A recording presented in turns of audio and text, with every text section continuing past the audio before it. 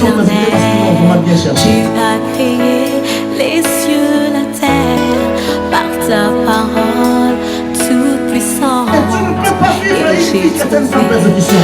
Grâce à tes yeux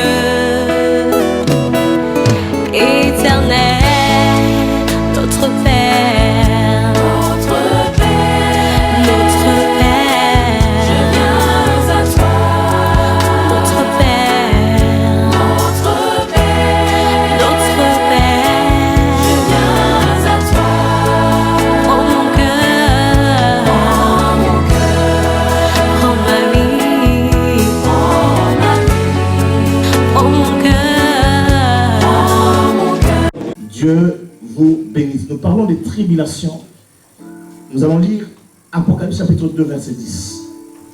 Nous aurons plusieurs versets à lire, mais je vais raccourcir, aller à l'essentiel, pour que nous ne puissions pas traîner de trop. Tout à l'heure, par le groupe de louange, la chorale mixte a envoyé son fils pour toi. Donc, c'est vraiment quelque chose d'important. Même s'il n'y avait qu'un seul baptisé, il a fallu que l'Église se réjouisse. J'aimerais faire un grand remerciement à la chorale mixte parce que la plupart d'entre eux étaient là hier. Alors que le groupe de louange, s'il y a eu 2 représentants en retard, ou 3 représentants en retard, et c'est eux qui devaient être là normalement pour nous accompagner à chanter. Mais j'étais la seule, disons seule, entouré par la chorale mixte. Que Dieu vous bénisse, amen. Voilà, et puis aux bien-aimés qui étaient là, les diaconesses également qui étaient là, que Dieu les bénisse chacune d'entre elles. Tu es Apocalypse chapitre 3, verset 9 à 10. J'avais dit combien? 2. J'ai dit quoi après? Bon, comprenez mon émotion. Alléluia. Merci. Chapitre 2, verset 9 à 10. Nous lisons. Je connais ton affliction et ta pauvreté, bien que tu sois riche, et les calomnies de la part de ceux qui se disent juifs et ne le sont pas, mais qui sont une synagogue de Satan. Ne crains pas ce que tu vas souffrir. Voici, le diable jettera quelques-uns d'entre vous en prison, afin que vous soyez éprouvés, et vous aurez une tribulation de 10 jours. Sois fidèle jusqu'à la mort, et je te donnerai la couronne de vie. Parole du Seigneur. Amen. La dernière phrase dit, sois fidèle jusqu'à la mort, et je te donnerai la couronne de vie. Alléluia.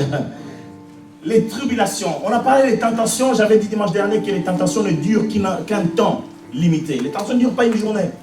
C'est quelque chose d'instantané qui vient, tu es tenté, soit tu triomphes. C'est que je souhaite pour vous tous, pour nous tous, mais soit tu peux fléchir. Mais même si tu tombes, j'aimerais te dire une chose, la Bible dit tombe sans se relever. Et puis il y a les épreuves. Les épreuves sont là, la Bible déclare, c'est pour affermir notre foi, parce que notre foi est plus précieuse que l'or. Il y a un élément que j'avais dit dimanche dernier, que à travers les épreuves, le Seigneur travaille notre patience. En fait, si on peut aller plus loin ou aller plus généralement, les épreuves permettent d'affermir notre caractère. Il y a des enfants de Dieu qui sont sans caractère. Et Dieu a besoin d'un enfant qui a le caractère. Alléluia.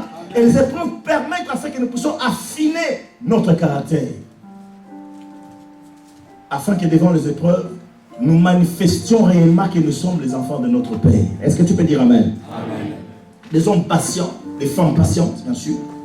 Et puis aujourd'hui, nous parlons des tribulations. Les tribulations, on peut dire ça aussi des persécutions. En réalité, les tribulations, c'est les afflictions qui sont liées à la persécution. Jésus m'a dit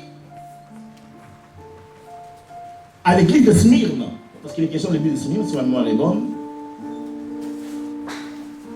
écrit à l'ange de l'église de Smyrne, voici ce qu'il dit, le premier et le dernier, celui qui était mort, oh j'aime cette phrase, celui qui était mort et qui est revenu à la vie. Je connais ton affliction.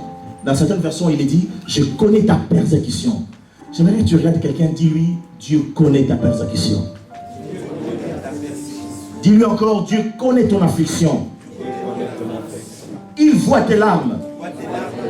Il voit ton cœur qui souffre. Les jeunes mariés là, vous ne vous êtes pas regardés pour dire que Dieu voit votre... Ça va, vous allez bien? Vous êtes venus assister au témoignage des papas, c'est bien ça, que Dieu vous bénisse. Alléluia. Le Seigneur voit, je connais ton affliction.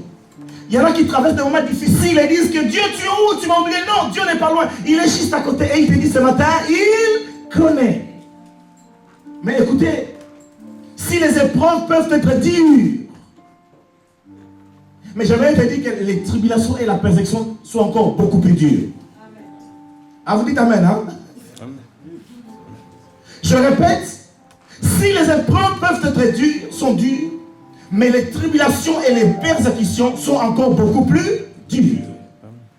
Et on ne peut pas y échapper. Mais tu ne peux pas vivre une vie chrétienne sans persécution.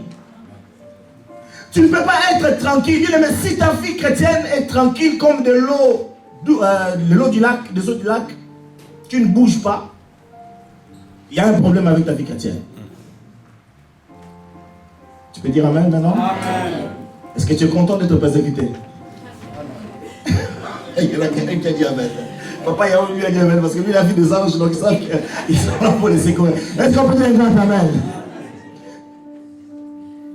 Bon, maintenant, il arrive que nous traversons des épreuves normales, pour ne pas dire banales, parce qu'il n'y a pas d'épreuve banale. Ce qui peut être banal pour toi ne l'est pas pour l'autre. Il arrive que nous traversons des épreuves et puis, tout nous disons, ah, je suis persécuté. Il y en a qui sont persécutés parce qu'ils l'ont vraiment bien cherché. C'est ce que la Bible déclare. Hein? La Bible dit ceci, ça c'est l'apôtre Pierre qui dit. Si quelqu'un souffre comme étant appartenant à Jésus-Christ, qu'il ne soit pas attristé. Mais si quelqu'un souffre comme étant s'ingérant dans les affaires d'autrui, et les églises, pour ne pas dire qu'il y en a d'autres, parce qu'ici on est saints. Amen. On entre dans les problèmes qui ne nous regardent pas. Comme j'avais dit, je ne sais pas si dimanche dernier ou l'autre quelques jours, à peine on voit la forme de la sœur qui change, puisqu'elle est célibataire, on dit ça y est, la forme là c'est pas normal. Elle commence à voir des seins qui gonflent, ses hanches sont élargies, elle va être enceinte. En plus, il est toujours collé serré contre Jean Bruno, qui n'existe pas à Amiens. Alléluia. Et après, on répond. Maintenant, si la sœur dont il est question commence à répliquer, c'est la guerre, non? Surtout entre les sœurs, les guerres, c'est rapide. Hein? Est-ce qu'on peut dire amen? Frère Thierry, tu es avec moi là? Je n'ai pas entendu ton amen. Alléluia. Donc, si quelqu'un souffre comme étant quelqu'un qui s'ingère des efforts d'autrui, bien aimé, nous les chrétiens, nous avons tendance, je parle sur les tribulations, ne vous en faites pas. Dans 20 minutes, Dieu voulant, je termine aujourd'hui. Parce qu'il n'y a pas d'interprète, je n'ai pas les tout droits. Est-ce qu'on peut dire amen? Amen. Nous souffrons beaucoup de ce que les autres disent, de ce que les autres pensent, et qui les répandent comme nouvelles sur nous, parce que certains se sont ingérés dans les affaires qui ne les regardent pas. Vous savez, parfois nous détruisons nos propres familles parce que nous faisons ce qu'on appelle un appel d'air. Aujourd'hui, j'aimerais te poser une question. Est-ce que tu es persécuté? Ne me réponds pas. Est-ce qu'aujourd'hui, tu passes par une tribulation? C'est-à-dire, la tribulation, c'est quoi? Luc chapitre 22. Je pour vous donner un petit exemple. Biblique, bien sûr. Luc chapitre 22, verset 28 à 31. Rapidement, j'aimerais que tu sois rapide, s'il te plaît, ce matin. Luc chapitre 22, verset 28 à 31. Notre frère va lire tout de suite. Vas-y. Vous êtes ceux qui avez persévéré avec moi dans mes épreuves. C'est pourquoi je dispose du royaume en votre faveur, comme mon Père en a disposé en ma faveur, afin que vous mangiez et buvez à ma table dans mon royaume, et que vous soyez assis sur des trônes pour juger les 12 tribus d'Israël. Parole du Seigneur. Jusqu'au verset 31. 31. Le Seigneur dit, Simon, Simon, Satan vous a réclamé pour vous cribler comme le froment. Mais j'ai prié pour toi, afin que ta foi ne défaille point, et toi, quand tu seras revenu, affermis tes frères. Parole du Seigneur. Alléluia. Le Seigneur va dire à Pierre et aux autres, bien sûr, vous avez été de ceux qui ont persévéré avec moi dans mes épreuves. Il a parlé des épreuves. Ils ont persévéré avec eux. Bien aimé, juste au passage, écoutez le verset 29, la Bible dit, C'est pourquoi je dispose du royaume en votre faveur. Bien aimé, Dieu dispose du royaume en ta faveur. Est-ce que tu peux dire un grand amen? Hier, j'étais avec l'un de mes enfants et l'un de mes fils, et puis il m'a relaté l'épisode qui s'est passé quelque part, alors qu'il était avec quelqu'un, un homme de Dieu de la région qui ne connaît pas, l'église. Il lui a dit que j'ai pris à l'église Miel. Ah, l'église Miel, là on demande beaucoup d'argent. Et cet homme n'est jamais venu à Miel. Il a son église. Mais il a entendu parler de l'église Miel. Là on demande beaucoup d'argent. Est-ce qu'il connaît quelqu'un qui était dans notre église, qui allait dans son église, qui dit que dans notre église ici on demande beaucoup d'argent? Oui, on a entendu parler de moi. L'apôtre, il est devenu apôtre. Vous avez persévéré avec moi dans mes épreuves. Quand les apôtres ont entendu cela et que Dieu leur dit, je dispose du royaume en votre faveur, du Père. Alléluia, alléluia. Dieu dispose du royaume en notre faveur. Mais le verset 31, c'est comme si Jésus disait, hein, tout ce que vous avez... Je parle comme un Africain. Je suis l'Africain. Alléluia. Jésus disait, c'est comme si Jésus disait, tout ce que vous avez vu là, c'est rien. Parce qu'au verset 31, il va dire, Pierre, les épreuves, c'était une épreuve. Mais il va dire au verset 31, le diable t'a réclamé pour te cribler comme du blé. Tu es avec moi? Amen. En Alsace, il y a des moulins qui existent. Là où on fabrique les farines. Allez demander à ceux qui travaillent dans le moulin comment on fabrique la farine. Il n'y a pas de farine sans criblage de blé. Tu es avec moi? C'est comme si le Seigneur disait à Pierre, vous avez survécu aux épreuves, mais il y a quelque chose de plus grand qui arrive. Vous avez survécu à ce que Miel a traversé, mais encore peut-être un vent qui va venir. Vous avez survécu à ce qui est arrivé dans ta vie. Tu as tenu bon jusqu'ici. Les épreuves sont venues dans ta vie, tu as tenu bon. Ta famille a parlé mal contre toi, tu es resté debout et fidèle à Dieu. La maladie est venue, elle a frappé à ta porte, elle t'a bousillé, mais tu t'es relevé, tu as dit, je m'attacherai à Dieu. Je n'ai pas voulu accuser Dieu, je n'ai pas voulu traiter Dieu d'injuste, je t'ai dit bon, la tentation est venue, tu l'as esquivé, tu as avancé avec Dieu. Mais Dieu te dit aujourd'hui, il y a une tribulation qui va venir.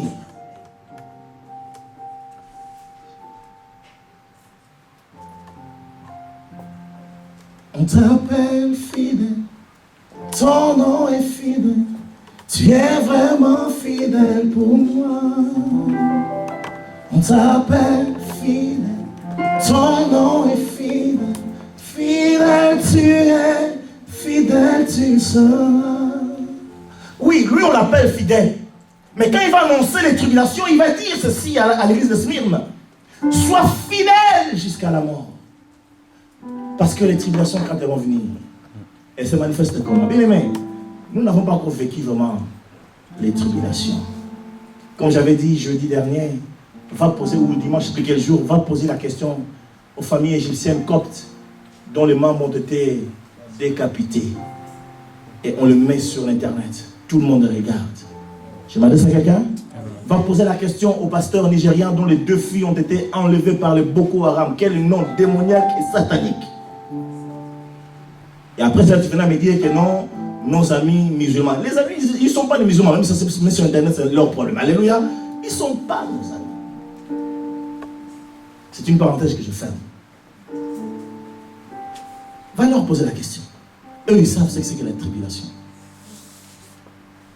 Alors Dieu va dire, reste fidèle. La tribulation va venir. La persécution va venir. Autrement dit, quelque chose qui dépasse les épreuves.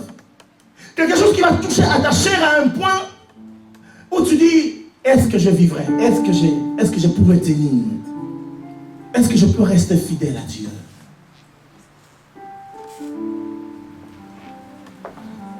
Nous allons lire les Écritures pour vous montrer comment se manifestent les tribulations. Parce qu'il y a des versets que nous disons Amen, mais les versets que nous disons Seigneur, si ça m'arrive, est-ce que je tiendrai? Regarde quelqu'un, dis-lui, sois fidèle. Sois fidèle. Hébreux chapitre 11, verset 35 à 40. Pour vous qui êtes passés par les eaux du baptême, tout n'est pas que rose dans la vie chrétienne. Tout n'est pas que aisé, tout n'est pas que glorieux dans la vie chrétienne. Bien sûr, on parle de l'abondance. Mais j'aimerais vous dire également, la vraie vie chrétienne n'est pas que l'abondance. Vous savez d'ailleurs à ce sujet, est-ce qu'on peut dire amen? Est-ce qu'on peut un plus grand amen, s'il vous plaît? Amen. Un plus grand amen. La Bible dit, bien-aimé. Ça c'est Pierre qui va poser la question à Jésus. Qu'est-ce qui nous arrivera à nous qui t'avons suivis? Parce que tu sais, on a abandonné nos familles, et ainsi de suite. Jésus va leur dire ceci. Vous réservez des maisons, vous réservez des parcelles, vous réservez des terres, vous aurez des enfants, vous aurez ainsi de suite, au centuple. Vous êtes avec moi là? Amen. Il va dire, vous les aurez au centuple. Là, tout le monde dirait Amen. Mais Jésus va rajouter, avec des persécutions. On y est, Hébreux chapitre 11, versets 35 à 40.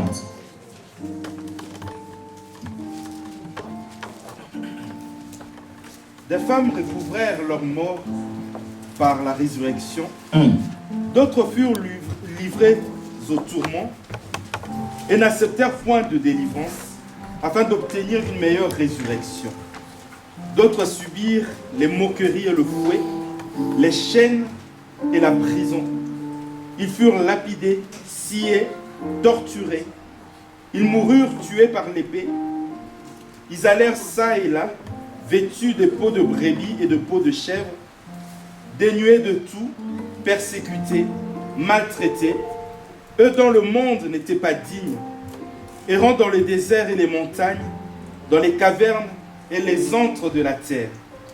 Tout cela, à la fois desquels il a été rendu témoignage, n'ont pas obtenu ce qui leur était promis. Dieu ayant en vue quelque chose de meilleur pour nous, afin qu'ils ne parviennent pas sans nous à la perfection. Parole du Seigneur. Amen. Vous avez bien suivi les mots, hein? Hébreux chapitre 11, verset 35 à 40. Il n'y en a pas? Merci beaucoup. Alléluia. Regardez comment se manifeste la tribulation. La Bible dit, certains ont subi les tourments. Bon, les femmes qui ont recouvert leur mort, ça c'est plutôt glorieux par la foi. Mais par la foi, toujours par la foi, la Bible dit, certains ont été tourmentés. Bien aimé, est-ce que tu passes par un tourment? Est-ce que tu es sous pression? Est-ce que tu es acculé? Ça fait partie des tribulations. Les moqueries. On ne se moque pas de toi parce que tu es mal habillé, mais on se moque de toi parce que tu es chrétien. J'ai déjà subi ça alors que je travaillais. Un collègue bouddhiste s'est mis à rire de mon Jésus et à se moquer de moi. Seulement, je ne lui ai pas laissé le temps parce que ce jour-là, je lui ai dit, écoute, je ne me moque pas de tes dieux, alors n'ose pas te moquer de mon Dieu. Alléluia. Ah oui, ça, il fallait que je réplique. En plus, eux, c'est des idoles.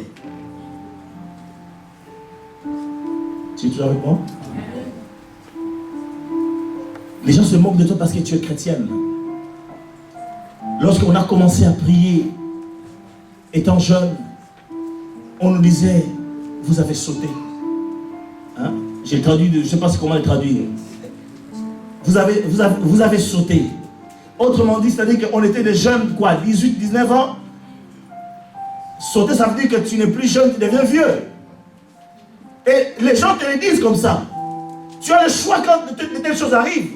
Soit tu peux leur prouver que tu es encore jeune, mais soit tu dis, écoutez, j'ai sauté dans le bon sens du terme. J'ai quitté le monde, je suis dans le royaume de mon Père Céleste.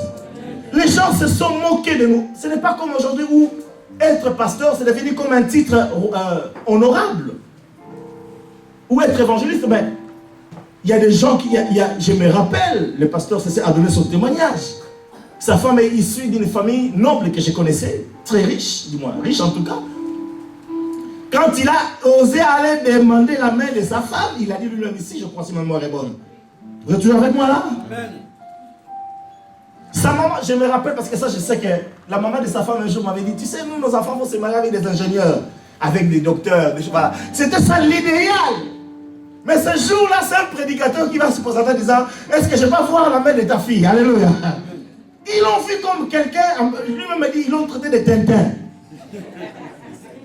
Sa belle-mère, aujourd'hui sa belle-mère est devenue fan. Avant, sa belle-mère dit, mais toi vraiment tu crois un Tintin, tu veux te marier avec ma fille.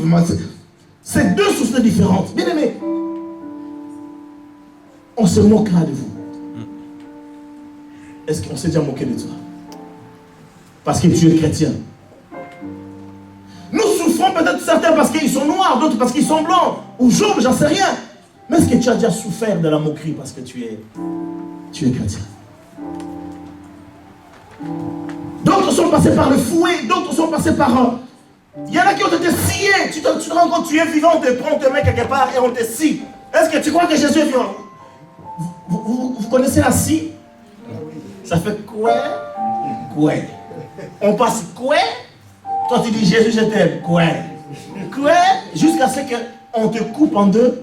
La Bible dit certains ont été sciés. C'est ça la persécution. D'autres comme l'apôtre Jean ont été jetés dans une grosse marmite d'huile chauffante. Certains ont été en prison. Si vous regardez des films comme Bénir, qui traduit un peu la première ère chrétienne, vous allez voir des chrétiens qui ont été mis dans les arènes. Paul lui-même va dire, j'ai affronté des lions. C'est-à-dire, on le mettait dans un stade et on libérait les lions affamés. Tu es en train de voir comment est-ce que les lions sont en train de te déchirer et tu meurs. Jésus va dire, vous connaîtrez une tribulation. Est-ce que quelqu'un est en train de me suivre? Dans Jean chapitre 15, pardon. Le temps est passé, notez simplement s'il vous plaît. Dans Jean chapitre 15, verset 18 à 21, Jésus va dire, s'ils m'ont persécuté, ils vous persécuteront aussi. C'est-à-dire que s'ils ont persécuté Jésus et que toi tu appartiens à Jésus, tu seras également persécuté. Regarde ton frère, dis-lui, si tu es chrétien vraiment, tu seras persécuté. Regarde-lui, dis-lui là. Lance-lui un défi. Ça va? Le couple, c'est bon? C'est passé? Ok. Oui, si vraiment tu es chrétien, tu seras persécuté comme Jésus. On peut chanter comme on l'a chanté tout à l'heure. Je suis dans la joie. Une joie immense, oui. Mais il faut que nous continuions à chanter je suis dans la joie quand on est en prison. Continuons à chanter dans la joie quand on se moque de nous. Continuons à chanter je suis dans la joie quand on nous maltraite à cause du nom de Jésus-Christ. Quelqu'un est avec moi ce matin? Amen. Voilà comment se manifeste la persécution. Les différents types de mise à mort. Mais le but de Dieu, c'est qu'au travers de la persécution, nous puissions, alléluia, nous puissions continuer à être fidèles parce que sa nature à lui, c'est la fidélité. Il est fidèle et il veut que nous soyons fidèles. Amen. Et puis également, à travers la persécution, il va dire au travers de l'apôtre Paul dans 2 Corinthiens chapitre 4, on ne va pas lire 16 à 17, j'avais dit je termine bientôt, j'espère terminer bientôt. Dans 2 Corinthiens chapitre 4, verset 16 à 17, la Bible dit que les afflictions présentes produiront un poids éternel de la gloire. C'est-à-dire que ce que Dieu nous réserve, c'est tellement glorieux, ça ne peut pas être comparé aux souffrances du présent. Mais nous devons être persécutés pour que la gloire vienne. J'aimerais qu'on lise 2 Timothée chapitre 3 par contre, verset 10 à 14, rapidement. Si tu peux l'afficher, jeune fille. 2 Timothée 3, 10 à 14. Tu peux l'afficher? Merci beaucoup. 2 Timothée, pas 1 Timothée. Hein.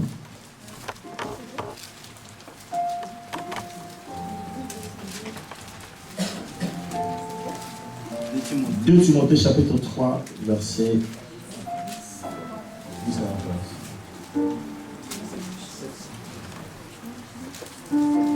Merci beaucoup.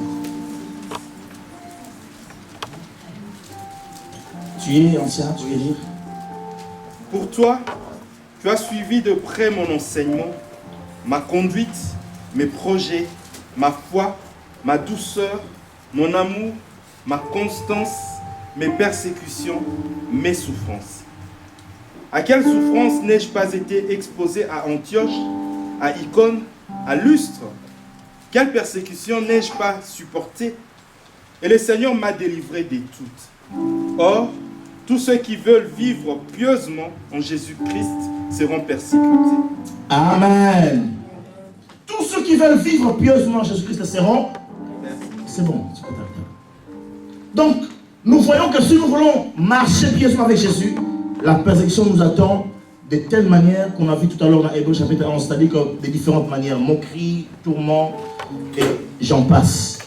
Et puisque Jésus a été persécuté, nous devons nous attendre également à la persécution. Comment faire face à la persécution? Quand la persécution vient, comment doit-on faire face? Nous devons déjà nous rappeler ce que j'ai dit tout à l'heure dans 2 Corinthiens 4, qu'il y a un poids éternel de la gloire qui nous est réservé. Et puis, autre chose, dans Matthieu chapitre 5, je parle vite parce que je dois terminer. Matthieu chapitre 5, la Bible déclare ceci, ça c'est Jésus qui parle. Heureux ceux qui sont persécutés, car le royaume des cieux est à... Je répète, heureux ceux qui sont persécutés. Autrement dit, si tu passes par la persécution, tu dois être... Heureux. Elle peut passer la persécution au travers de ta femme. Ta femme peut te persécuter. Ton mari peut te... C'est vrai ou c'est faux? Aujourd'hui, papa Yahweh est en train de remercier maman Christelle. Mais si ils doivent dire leur histoire de la vie, alléluia. On ne sait pas toujours ce que maman Yahweh a supporté ou ce que papa Yahweh a supporté. On ne sait pas. Mais aujourd'hui, ils sont passés par ces choses-là. Il arrive que les femmes disent à leur mari, bon, on va voir comment si tu vas chrétien, toi. Si tu vas tenir, qu'est-ce que tu vas faire? Tu es avec moi là? Ta femme peut te persécuter, ton mari, ton frère peut te persécuter. Jésus lui-même, bien aimé, quand vous lisez la Bible, ses propres frères l'ont dit, qu'est-ce que tu attends? Monte à Jérusalem pour que tes disciples voient tes œuvres. Qu'est-ce que tu fais ici chez nous? Tes propres frères peuvent te persécuter. Mais Dieu veut et désire que tu puisses être heureux. Si c'est vraiment pour le nom de Jésus, tu dois être heureux. C'est ce que j'avais dit, Matthieu chapitre 5, verset 10 à 11. Et puis Jésus va dire ceci, Jean chapitre 16, verset 33. Ça, on va le lire, si vous le voulez bien.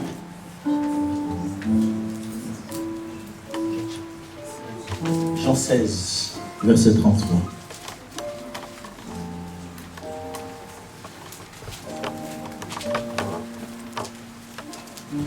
Je vous ai dit ces choses afin que vous ayez la paix en moi. Vous aurez des tribulations dans le monde, mais prenez courage, j'ai vaincu le monde. Parole du Seigneur. Répète s'il te plaît, tout le monde n'a pas entendu. S'il te plaît. Je vous ai dit ces choses afin que vous ayez la paix en moi. Vous aurez des tribulations dans les mondes, mais prenez courage, j'ai vaincu le monde. Parole du Seigneur. Amen. Vous aurez des tribulations dans le monde en tant que chrétien. Lorsqu'on témoigne de Jésus, les gens peuvent s'opposer à nous. Bien aimé, j'ai passé mon BTS à Mulhouse. Et puis, puisqu'on est zélé pour le Seigneur, ça remonte à des années, après 20 ans maintenant, puisqu'on est zélé pour le Seigneur, on parle de Jésus. Les professeurs sont venus me dire, écoutez, il n'est pas permis de parler de ton Jésus ici. Alléluia. Parce que c'est un lieu public. La laïcité a aussi son côté hypocrite. Hein? Alléluia. Et puis, quelques mois après, l'un de mes collègues, des camarades de classe, il concocte, parce qu'on faisait l'informatique et l'automatisme, il concocte un programme sur l'astrologie. Où il montrait que, voilà. Mais il a créé un programme lui-même, avec les ordinateurs qu'on avait au niveau de là où on étudiait. Et c'était à l'AFPA à Mulhouse. Et tous les professeurs étaient curieux. Alors chacun venait, alors mon Cyle, qu'est-ce qu'il dit? Mon Cyle, qu'est-ce qu'il dit? Mais moi, quand je parle de Jésus, ne parle pas de Jésus en ces lieux. Parmi les collègues, il y en avait qui étaient musulmans. Quand ils parlent de l'islam, ils discutaient librement avec les professeurs.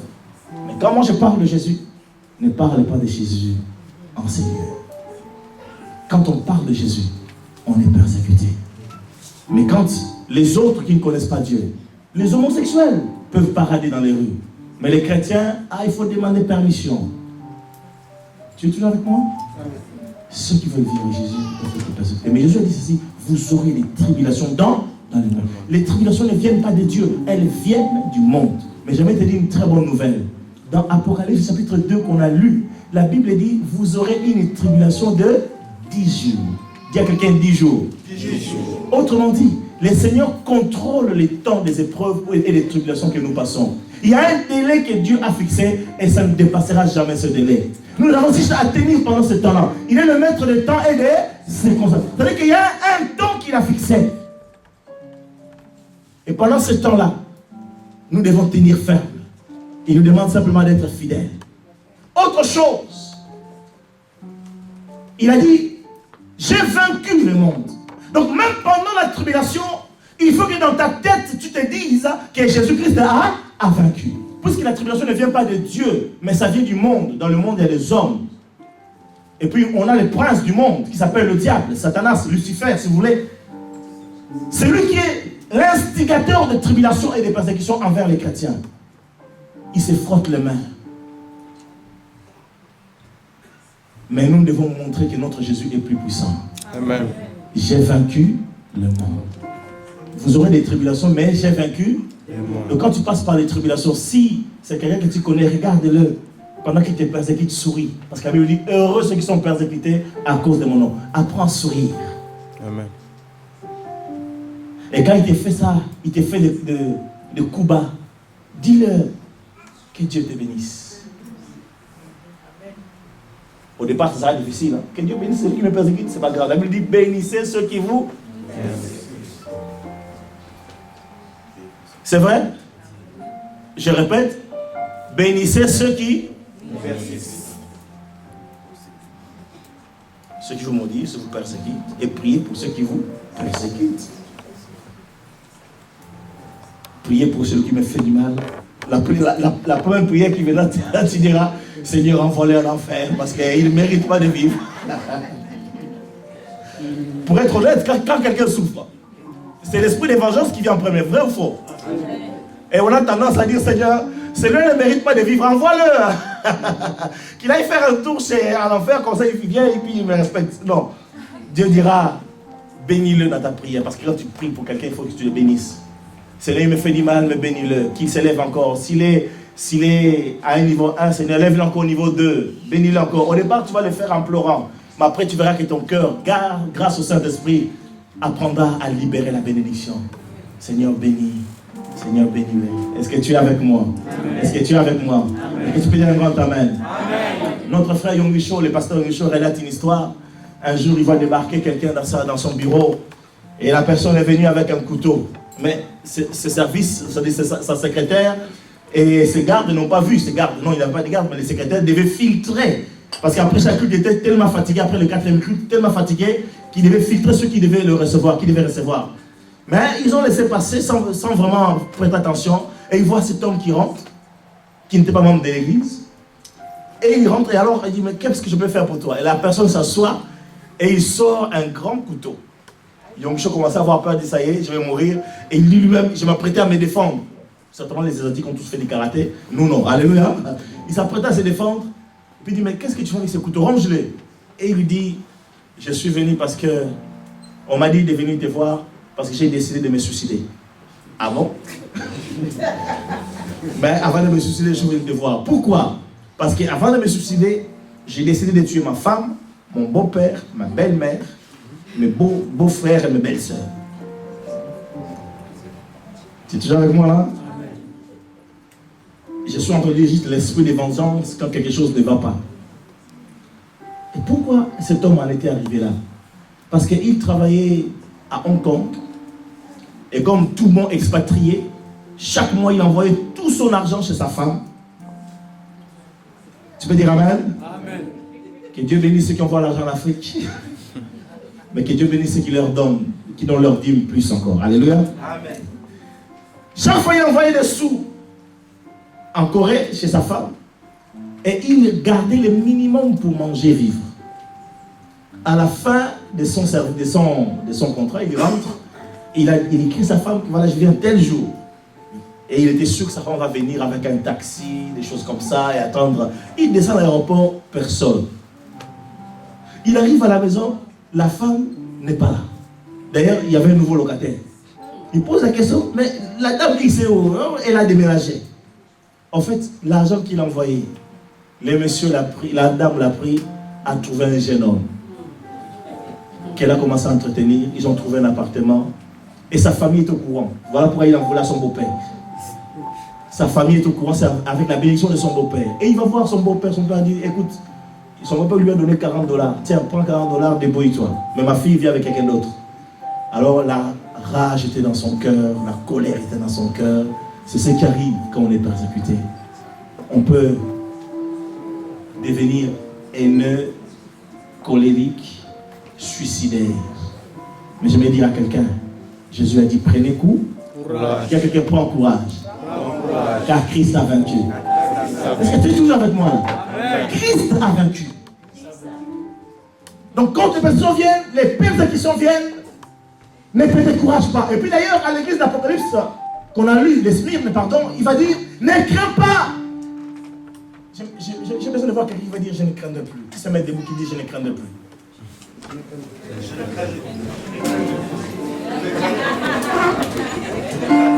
Quelqu'un qui peut se mettre debout, qui dit, je ne craindrai plus. Je ne craindrai plus les persécutions. Je ne craindrai plus les tribulations. Je serai bon dans les épreuves. Parce que Jésus a vaincu. Est-ce que tu es avec moi? Est-ce que tu peux acclamer ton Seigneur? Reste debout. Si tu es vraiment debout, reste debout. Écoute ceci. L'apôtre Paul va dire dans 1 Corinthiens chapitre 12, ce sera le dernier verset, on ne va pas le lire. 1 Corinthiens 12, 9 à 10. L'apôtre Paul va dire, je me plais dans les souffrances et dans les tribulations, dans les persécutions. Car quand je suis faible, c'est alors que je suis. Quand je suis faible, c'est alors que je suis. Mais quand les gens te piétinent, c'est alors que tu deviens un héros. Quand les gens t'enterrent, c'est alors que tu deviens un ressuscité. Quand les gens t'envoient en prison, c'est alors que tu deviens un homme libre. Quand je suis persécuté, je dois me réjouir. C'est alors que je deviens fort. Dieu a besoin de manifester sa grâce et sa puissance dans ta vie. Il va dire ceci, Dieu va dire ceci, ma puissance se manifeste dans la faiblesse. Dans la persécution, la puissance de Dieu se manifeste. Que Dieu nous bénisse ensemble. Amen.